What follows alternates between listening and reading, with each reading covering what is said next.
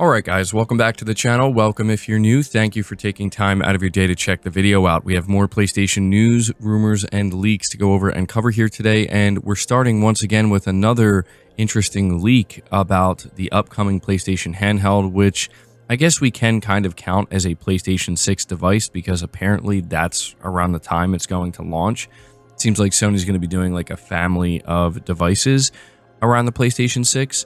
But this is coming from Gaming Bolt, and it says, while Sony hasn't officially announced the next generation of PlayStation, rumors continue to circulate about the PS6, which will allegedly have a handheld version.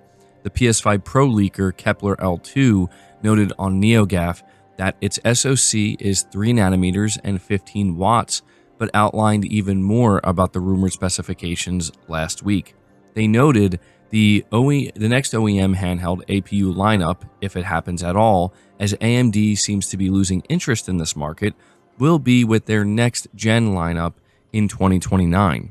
The only AMD handheld with AI upscaling anytime soon will be the PlayStation handheld. It's also seemingly a given that the handheld will have 16 gigabytes of RAM, similar to the PS5, with way higher performance and compute units due to RDNA 5. Interestingly, they suggest that the recently leaked low power mode for the PS5 will simulate the handheld's performance.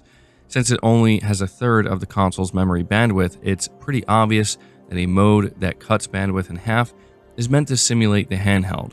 Other alleged specifications include 4 megabytes of L2 cache and 16 megabytes MALL, which the PS5 and Pro lack. But it seems that the LPDDR6 is too far away still.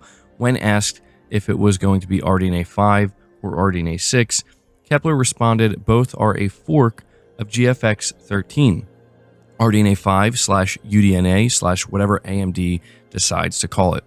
So basically what we're looking at here are just some more specific details about this PlayStation handheld and what we can expect. Now, everything we've heard about this handheld is that it's essentially Sony aiming to create a portable PlayStation 5.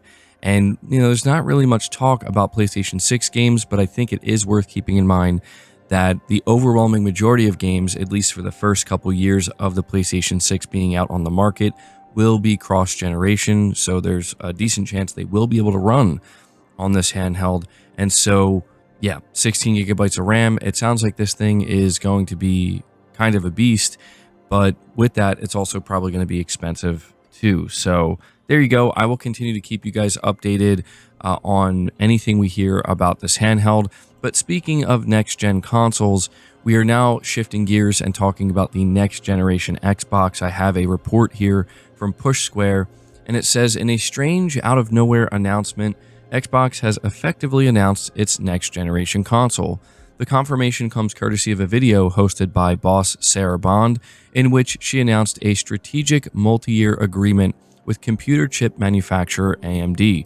Amusingly, Sony is also collaborating with the American company on its next-gen console as well. The news follows the comments from PlayStation bigwig Hideaki Nishino, where he said PS6 is top of mind for Sony. These words went viral on social media, with many complaining it's too early to be talking about the next generation.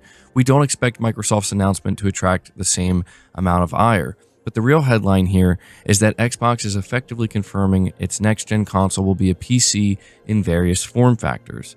Bond said Microsoft is investing in its next-gen hardware lineup across console, handheld, PC, cloud, and accessories, and it will work with AMD to co-engineer silicon across a portfolio of devices, including our next-generation Xbox consoles, in your living room and in your hands.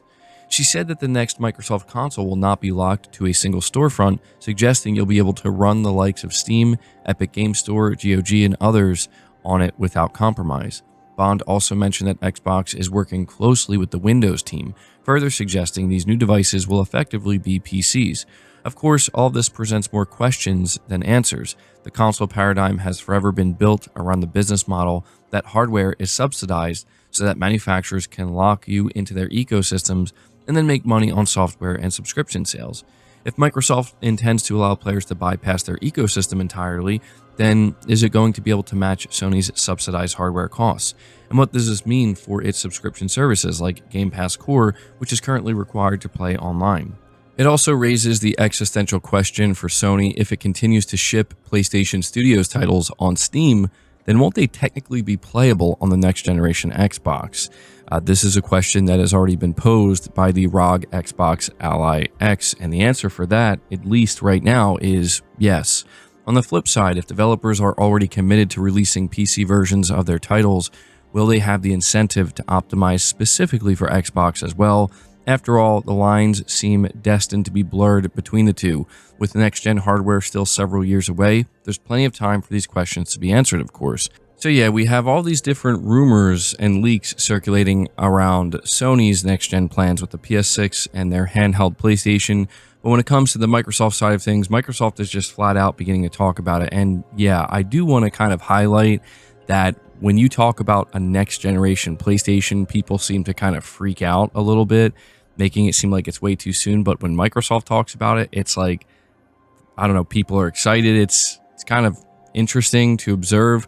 But nonetheless, yeah, I think Microsoft has essentially come out and confirmed that the next Xbox console will be some kind of PC hybrid.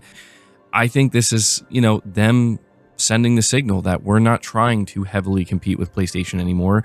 And I think that people, if I'm being brutally honest here, are kind of delusional if they think that this new hardware from Xbox is going to suddenly turn things around, right? I think it could do well for them, well enough, and I think there will certainly be people excited about the prospect of a console that can have multiple storefronts and all this versatility, but at the end of the day will ultimately, just be a PC. I don't think that this is just going to suddenly make it so that, the Xbox console struggled to pass 35 million units. Now suddenly it's going to skyrocket to 50, 60, 70, 80 million.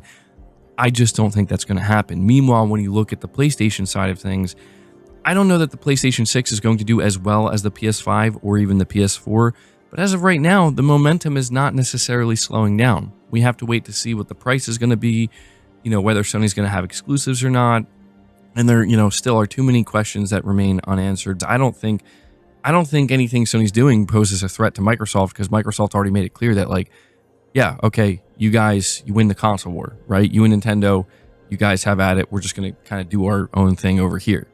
Anyway, I know that was a very long topic, but it's just very interesting that we're really starting to kind of get more, I would say, crucial information about the next generation of consoles. And, it's going to be interesting to see how it all plays out.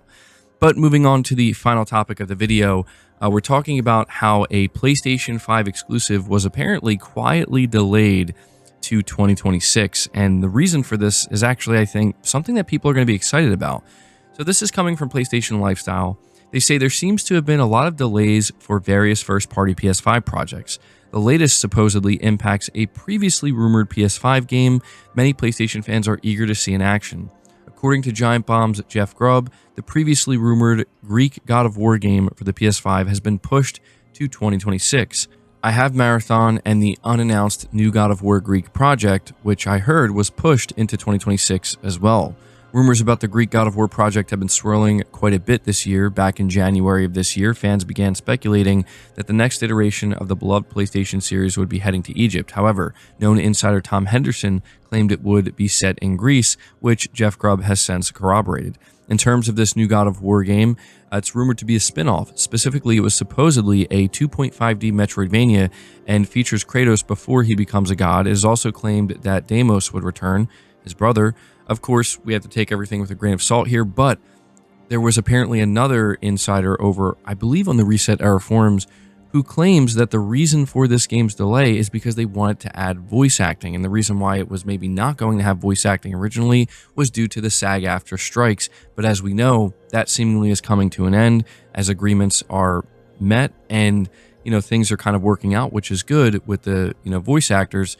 And so I think it seems like this game was delayed because they now want to actually add voice acting to the project. And if they do, a lot of people want to see the original voice actor for Kratos return, that being T.C. Carson. I think that would elevate this game and project substantially. And I think if that's why they delayed it, that's actually a really good reason to delay it. But there you go, guys. If you're wondering why this game wasn't announced yet, why we haven't seen it, apparently it's because it was internally delayed, and the rumor right now is it was delayed because they want to add voice acting.